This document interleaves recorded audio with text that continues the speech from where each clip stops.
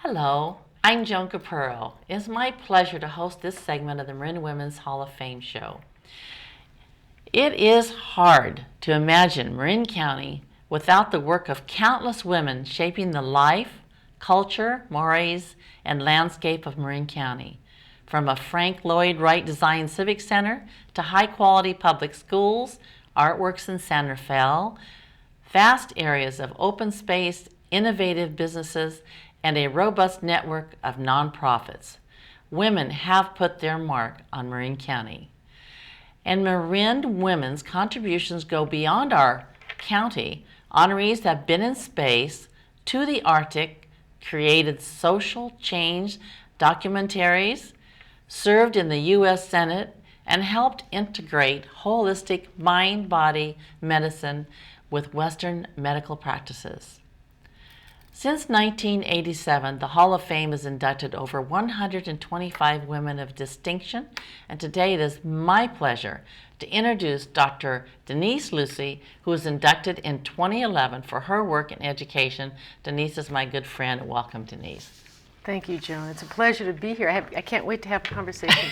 We're always so busy in town, we're not really having time to sit down and talk. So I know, and we have some questions here that I'll probably learn things about you I didn't know. For instance, where did your life start for you, and what were some of your early influences?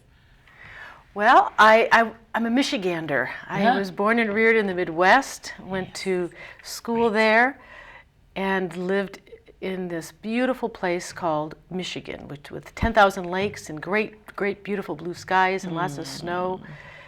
And I enjoyed it very much. Good. Yeah. How about the influences, though, besides that in Michigan? Did you have a good friend or a teacher? Well, my influences were really, of course, my community, but it starts with my family. Okay. My mother, father, and my grandmother lived with us my entire life while living at home, and my sister. We had a very close family. That's and rich. Very strong women in my family. That is really rich. Yeah. Good for you. Smart and intelligent women in my family. Well, you're a good example of that. Thank you. And by the way, your mother was Lebanese, so what Arab influences helped shape the woman you are today besides your striking beauty? Now, you're making me blush. Fact is a fact. That's really sweet. I think food and family. Yeah, right. My grandmother was the most remarkable cook And she taught me about how to actually prepare wonderful meals. I'm not a cook myself, but I really love what I've been able to do as she's now passed on. I've been able to take those traditions and share those with my current family and my friends.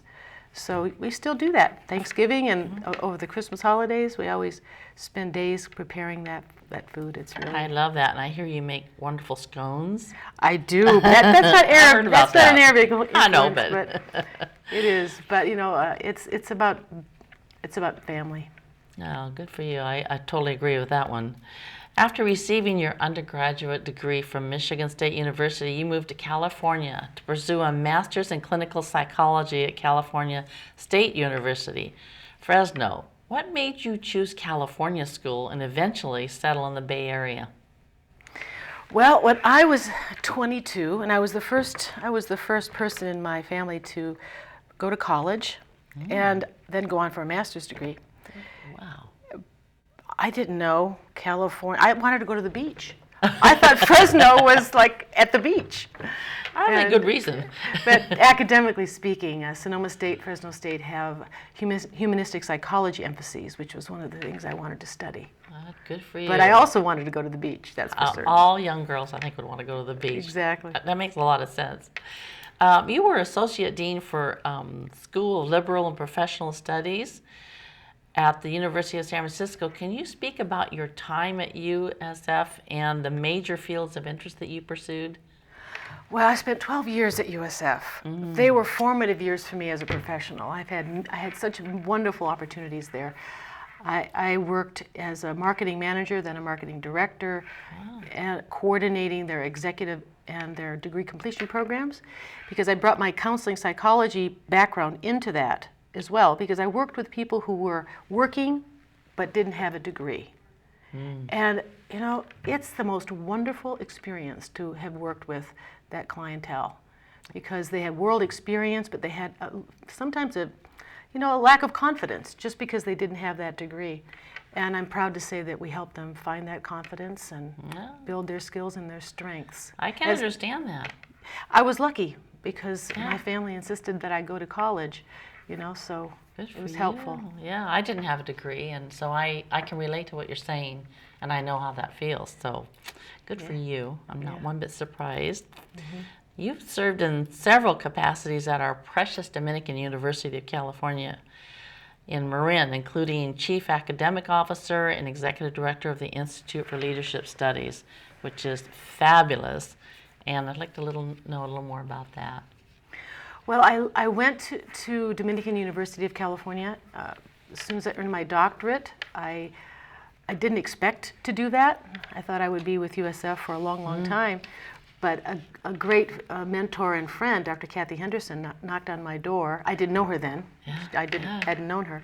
But through the community, she knocked on my door and said, "Would you do something at Dominican like what you've done at USF, which is to really take what they've already built around degree completion programs and build it and grow it?"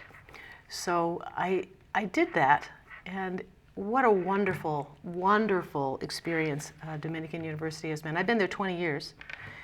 And it was difficult to leave USF because that's a terrific community.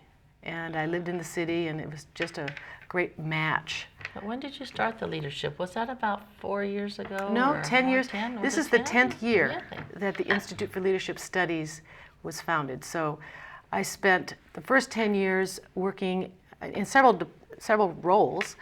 First as the associate dean. At that time we had one dean, and we were a college. Oh, and I was the associate dean of the That's college. And I actually was partners with those of us who built the Pathways program. Have you heard of Pathways? I've heard of Pathways, yes. Do you want to talk about it a little bit? Pathways is the degree completion program where we offer classes in the evenings. Now we've changed that name these days. It's a program for those it's mid-career professionals going to school at night. Nice, that's great. And I know a lot of those people.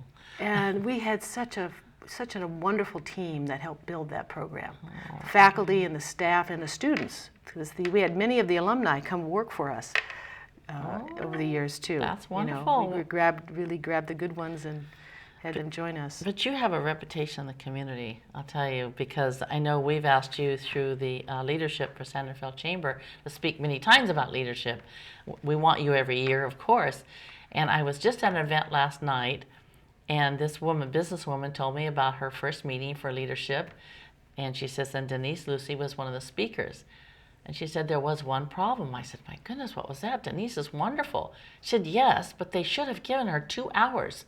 It shouldn't have been 20 minutes or half hour. And I said, I'm glad to hear that, because that's how I felt too. We could probably give you a whole day. So I just want you to know you have some admirers out there, at least 23 every year that take that class. That's terrific so to you hear. should know that. That's terrific to hear. I just actually had that experience. Usually it's early October when I've been asked to come and do that. Right. So I just remember vividly that time that we had together with that group. Oh yeah, it's You know, we have to wonderful. thank them too. You know, they're giving a year of their lives to learn about Marin. Full day. Yeah. And that's not easy to get out of Yeah. work for a full day, but And all year, like one all year, yeah, it's day 9 months. for a year. Very valuable though. And that's how I think we collaborate in Marin, Dominican, College Marin, you know, leadership classes here in Novato. So that's what makes Marin great, and what makes all of us who are trying to do things have more opportunities. Well, I'm just so proud of being a penguin. Yeah, you're a penguin. Dominican's Yeah, right. mascot is our penguins, and we have a terrific community there. It's a cultural center. It's just not an educational place. It's really a cultural Well, center. I know it is, and now I'm on the in because I'm in that group called WLPC. Do you want to talk about that a little bit? Sure. Women Leadership and Philanthropy Council. Now, you and I were founders of that. Right. It's 5 years now. All right, it's been 5 years. And we had other partners, of course, who were among Yes. our founders. But it's really like a women's club in support of developing Exactly. women's and girls to be philanthropic leaders. Encouraging. And to learn about leadership, to learn about how to give back to the community, and how important it is for us to do that. Help us to grow. I don't think you need to grow anymore. You have Oh, it yeah. all, but there's several of us could use some growth. Oh, and like we were speaking earlier, you know, all the mistakes is where we grow. So I have a lot of growth happening all the time. I mean, you're human. Yeah. So for Dominican, that's one of the things that you're passionate about there and that you love about it. But how about your students?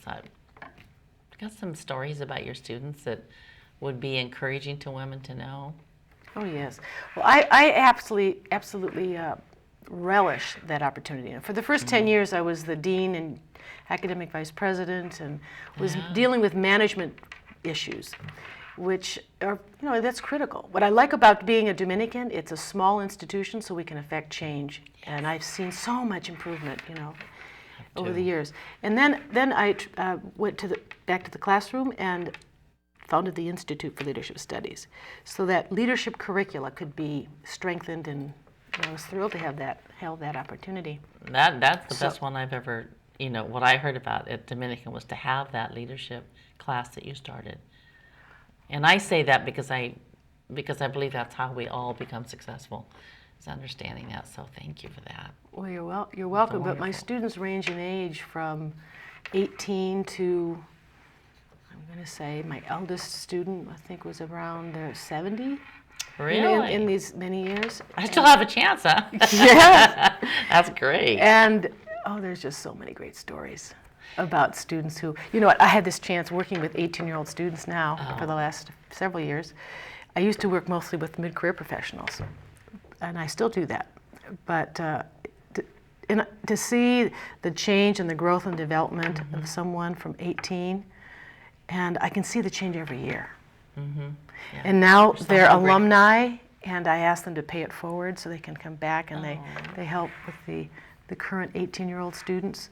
And I also see that, of course, in the mid-career professionals. They're so proud. They bring their Right. children and their nieces and their nephews and parents to the graduation. That couldn't be a better day. Isn't that wonderful? Yeah. Dominican's great to have you, and I know Thank you.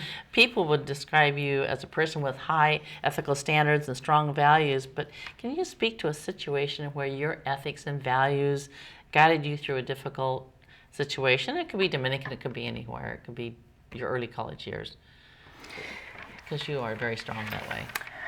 I don't think I can talk about situations where I had an ethical dilemma, because then I'd be divulging uncomfortableness for those with whom there may have been an interaction. You know, how do you talk about ethical Well, you don't want to say their decision-making? name, of course. Right, I'm teasing right. you. So I think perhaps I would focus more on, you know, when I work with students and learners around ethical behaviors, because leadership is fundamentally based upon ethical behavior. Right. And there's a whole debate is leadership, is it ethical leadership? Or does that word leadership even have to be qualified to say ethical? I asked my students about, was Hitler a leader? And in the beginning of our conversation, almost everyone thinks so. Now, it's not my place to tell them what they think. No. But it's my place to have them question perhaps what they think. So when you talk about ethics, I personally don't believe that ethical leadership even has to be stated. I think it's leadership, right? I so agree with you. Behaviors that are not ethical aren't called leadership. They're called something else. Leadership is a word that describes behaviors. It's a good example of Hitler, isn't it? It's called something else. But I think about fairness. Right. So fairness is an important. When I think about the examples of fairness, everybody knows what's fair and what's not Right. fair. And also, would you want to be seen as doing that behavior? If you say no, maybe that's not the ethical thing to do. Right. Would you want that done to you? Yeah. Maybe that's not. So the debate of ethics is really important, and it's a very engaging Kind of topic. like the golden rule, so to speak, in a lot of ways. So I agree with you on it. That was a kind of a strange question because in the sense, if you are a leader, you have ethics. Of course, I've had opportunities where I had to do the right thing. Mm-hmm. And Right. I'm happy to say I think I've tried to do the right thing. Always But have. that doesn't mean I've always done the right thing. Of course. I mean, ethically, I would say I've always been ethical. But knowing to do, sometimes decisions are, you have to make tough choices. You do have to make tough ones. I don't like that part, actually. Over the course of your 30-plus career years, you've built a wonderful network of contacts that have helped in your career and course of study. Can you share a few stories about influential people in your life at any time that you want, that you can think about? Yes. I mean, of course, I start with my mother and It was not a pleasure. my grandmother. I think the first two people that come to my mind, because they were hardworking, fun, loving, kind people to everyone. My mother does not have a stranger in her life. That's my mother. Maybe we're sisters. Exactly. And she is just a remarkable person with whom I've had a great, great friendship and, of course, admiration. Do you live in Michigan? She lives in Southern California now. Oh, nice.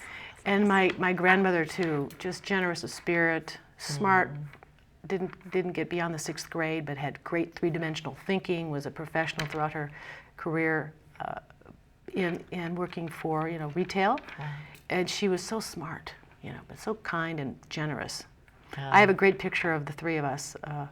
Do you? That is a treasure. You put it in your montage for? I did. Oh, you did. Okay, I did good. put it in my montage. So of course I think I start with them. And you're really blessed when that's what you can start with, Yeah. because your life has a greater chance of being stronger. And my sister, who has a remarkable professional, she's just. I just admire her so much. She's a vice president at corporate level for Dairy Queen Corporation. Really? And I really admire her. She travels all the time, and she supports franchisees in their stores, and she's hardworking. I actually had her supervisor from the early days when she was just becoming a manager, happens to live in Marin. Oh. And she connected me to him, and I had him come to my class. He's been a remarkable change agent in his industry, and he told me the greatest story about my sister and how much of a leader she is, and I'm proud of her. Well, you know what? The family reflects family. So I would have to say that makes me understand even more why you are the person you are. As moms and sisters and grandmothers. Oh my gosh. Now, when I think about contacts here, talk about our contacts. Well, another important person in my professional life was a woman named Donna DeWeird. She was my first professional supervisor in my career 32 years ago. And she was such a great mentor and coach, especially since when I was very young and new in my career, there were some things I didn't know quite how to do, and she just showed me with such generosity. Where was that? It was in Fresno. That name is so familiar. Maybe you've told me about her. Maybe that's why I'm saying that. She works in Napa, And she's a remarkable person. Oh my So God. she's someone upon whom I have great respect. And Dr. Constance Butel has been someone who's taught me so much. She was in charge of California, Pacific Bell's California Training Institute. And she actually brought universities like ours to help those who are get a degree while they worked at Pac Bell.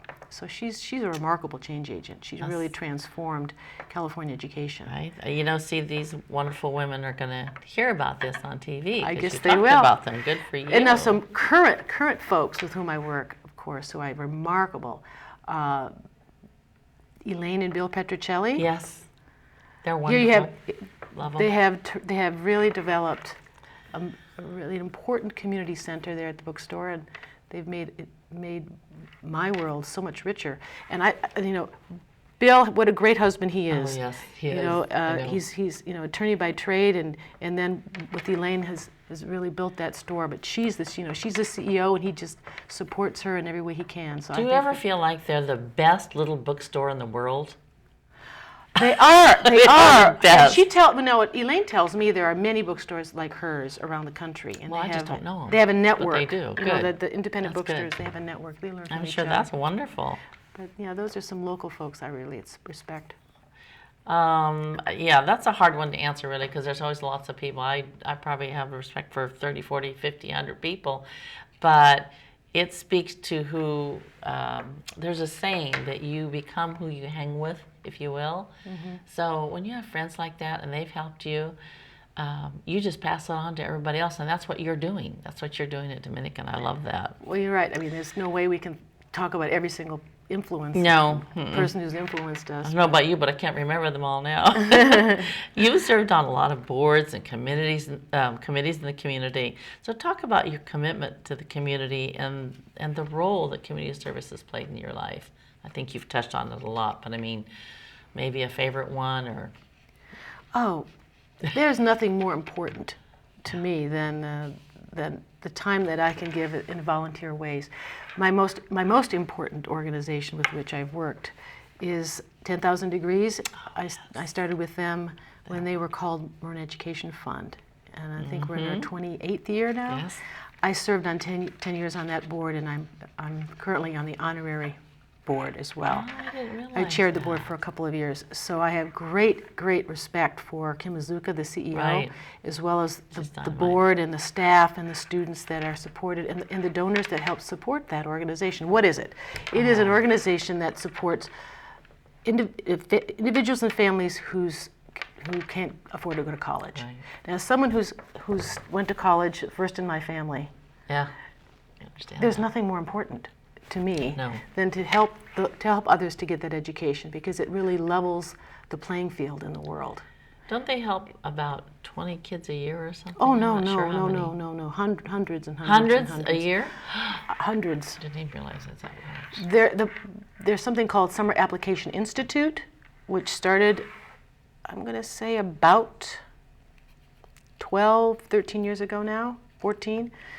It started in partnership with Dominican University. Now, of course, we have also a program at Sonoma State, and we're looking to expand that. And the goal of that is that students who are applicants, they spend a week on the college campus, and it's fun for them too, right? They get to yes. spend the week on a college Yeah. campus, and they get to learn about what does it mean how to apply for college, the financial side of that, learning how to improve their writing statement, getting ready for college.